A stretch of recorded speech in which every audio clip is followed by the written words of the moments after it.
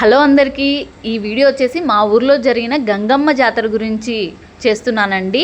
ఈ వీడియో చాలా ఇంట్రెస్టింగ్గా ఉంటుంది. గంగమ్మ కథ కూడా నాకు తెలిసినంత వరకు నేను చెప్పాను. ఎండ్ వరకు స్కిప్ చేయకుండా తప్పకుండా చూడండి. మా ఊర్లో గంగమ్మ గుడి ఏటి ఒడ్డున ఉంటుందండి. ఊరి చివరిలో గంగమ్మ గుడి, ఏరు, పంట పొలాలు. నాకైతే చాలా అంటే చాలా ప్రశాంతంగా అనిపిస్తుంది. ఈ జాతర మొత్తంలో నాకు ఇష్టమైనది ఏదన్నా ఉందంటే అది గంగమ్మ కథ అండి. గంగమ్మ వేషం వేసుకొని పద్యాలు పాడుతూ కథలు చెప్తూ ఉంటే వింటూ ఉండిపోవాలనిపిస్తుంది నాకైతే గనక. ఇది కథ కాదండి, నిజంగా జరిగిన ఒక యథార్థ సంఘటన. యాక్చువల్గా ఇది ఎక్కడ జరిగింది అంటే ప్రకాశం జిల్లా ఎర్రగడ్డపాడు దనకొండ పట్టణం పాలేట్లో జరిగిందంట అండి. పెద్దిరాజు అని ఒక రాజు ఉండేవాడట. ఆయన యాదవ వంశానికి చెందినవాడట. ఆయన గ్రామదేవతకి బాగా కొలిచేవాడంట. బట్ ఆయనకి 5 కొడుకులు ఉండేవాళ్ళు. 5 కొడుకుల్లో కాటమరాజు అనే ఆయన గ్రామదేవతని కొల్చడం ఆపేశాడండి. జీవహింస, నరబలి ఇవన్నీ చేయడం తప్పనేసి పూజలన్నీ ఆపేశాడంట. గంగమ్మకి జరిగే, గ్రామదేవతలకి జరిగే పూజలన్నీ ఆపేశాడట. అలా ఆపడం వల్ల ఆ పట్టణంలో కరువు కాటకాలు వచ్చినాయంట అండి. అలా కరువు కాటకాలు రావడం వల్ల ఆవులకి మేత లేక, నీరు లేక వేరే రాజ్యానికి తీసుకుపోవడానికి మేతకి వీళ్ళు వెళ్తూ ఉన్నారట. ఇలా పూజలన్నీ ఆపేశాడు కాబట్టి గ్రామదేవతలందరూ పోయి, అంటే ఎల్లమ్మ, సుంకులమ్మ, చౌడమ్మ వీళ్ళందరూ వెళ్ళి గంగమ్మకి మొరపెట్టుకున్నారంట. ఈ సమస్యకు పరిష్కారం నువ్వే చూపాలి తల్లి అని. అప్పుడు ఆవిడ భూలోకంకి వస్తుందంట అండి. ఫస్ట్ ఆమె అడుగు పెట్టిన ఊరు పాలేడు భూలోకంలో. ఆమె మొదటగా రెడ్డి గారికే కనిపించిందంట అండి, కాపులకి. ఈ కాటమరాజు ఆవు మందల్ని తోలుకొని పోతుండగా ఆ గంగమ్మ పొలిమెరల్లో వాళ్ళను పొలిమెర దాటకుండా ఆపిందంట. రకరకాల రూపాల్లో, దయ్యం రూపంలో, అందమైన అమ్మాయి రూపంలో వాళ్ళని పొలిమెర దాటనీయకుండా ఆపిందంట. అలా ఎన్ని రకాలుగా ఆపడానికి ఆమె ట్రై చేసినా కూడా ఈ కాటమరాజు అర్థం చేసుకోకుండా మొండిగా అలాగే ముందుకు పోవడానికి ట్రై చేశాడంట అండి.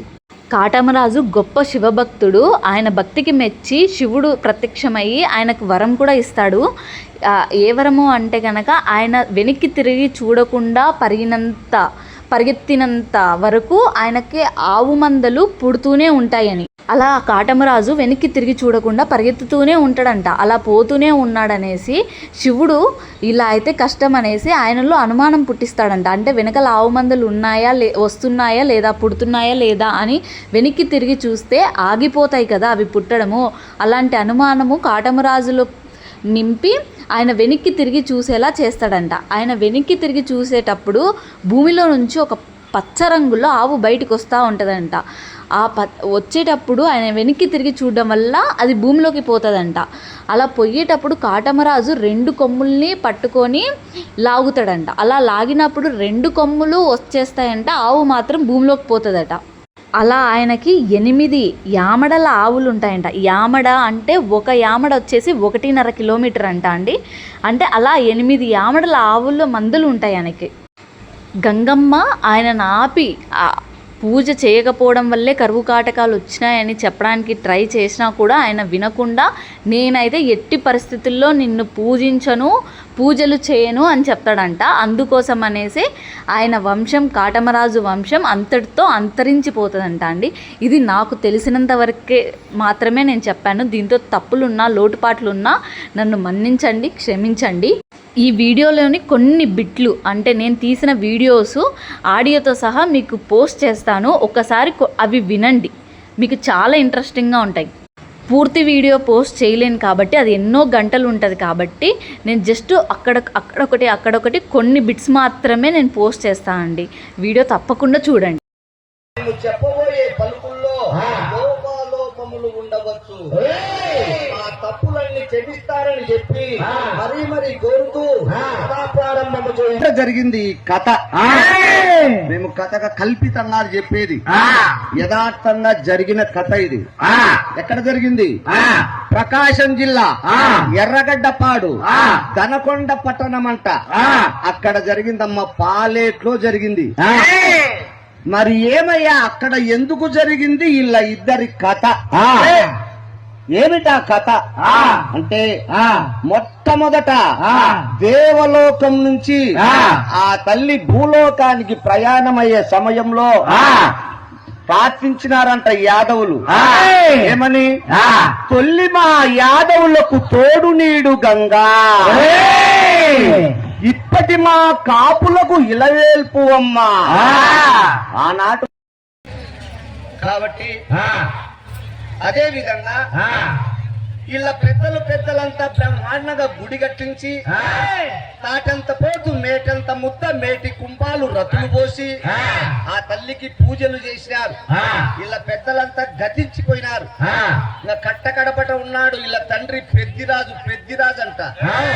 ఇలా తల్లి పెద్దమాదేవమ్మ. వాళ్లకు వివాహమైన 15 సంవత్సరాల వరకు సంతానమే లేదంట. సంతానము లేక సంతానము కొరకు 60 యావడ కళ్యాణ పట్టణము పోయి నోమరాని నోములు శ్రీకృష్ణునిది. ఏ వంశం? యాదవ వంశం అంటే రాజుల వంశం. రాజుల వంశం అంటే యాదవ వంశం. యాదవ అనేది 3 అక్షరాలు. ఆ 3 అక్షరాలకు అర్థం తెలియక మాట్లాడిందిరా దయ్యం. ఏమిటి ఆ అర్థం? యాదవ్ అనే 3 అక్షరాలకు ఎవరికైనా అర్థం తెలుసునా? తెలియదు. చాలా పొరపాటు పడింది నాయన చిన్నది. ఏమిటి ఆ అర్థం? ఏం పేరు? అర్థం అంటే యథార్థం. యథార్థం అంటే సత్యం. సత్యం అనేది నా 1వ పాదం. ఈ పాదం ఏం చేస్తాది? ఎప్పుడైతే నేను అడుగేస్తే సత్యం సత్యం సత్యం అనేదే నా 1వ పాదం. నేను అడుగేస్తే సత్యం అనేదే గుర్తు చేస్తుందిరా ఈ పాదం. దానిని యా అంటారు. దా అంటే అర్థం ఏమి? దా అంటే ధర్మం. ధర్మం అనేది నా 2వ పాదం. నేను ఎప్పుడైతే 2వ పాదం వేస్తే ధర్మం ధర్మం ధర్మం అదే గుర్తు చేస్తుందిరా ఈ సత్య ఈ యొక్క ధర్మం. వా అనేది ఏంది? వివేకవంతమైన వైరాగ్యాన్ని అంటే ముక్తి మార్గాన్ని చూపిస్తుందంట వా అనే అక్షరం. ఎవరైతే సత్యాన్ని ఎవరైతే ధర్మాన్ని అనుసరిస్తారో ముక్తికి పోయే మార్గం అంట వా అనే అక్షరం. నా వంశానికి దేవత అంటనా? ఎటువంటిదిరా నా వంశం? ఘనమైన వంశం, భీకరమైన వంశం, సత్యమైన వంశం, ధర్మమైన వంశం. అదిరా నా వంశం. నా వంశం చరిత్ర తెలియక నా వంశానికి కులదేవత అంటనా?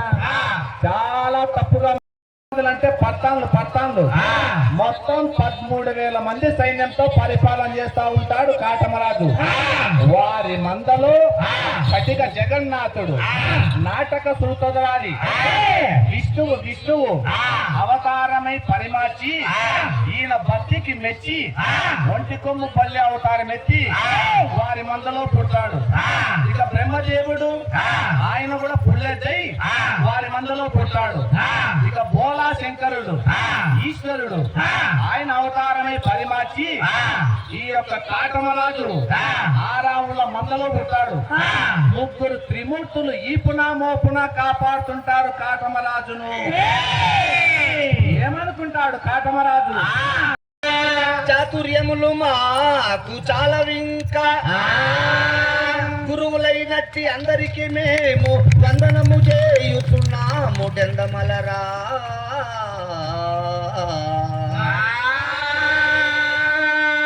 ఏ ఆర్యులారా, ఏ సభికులారా,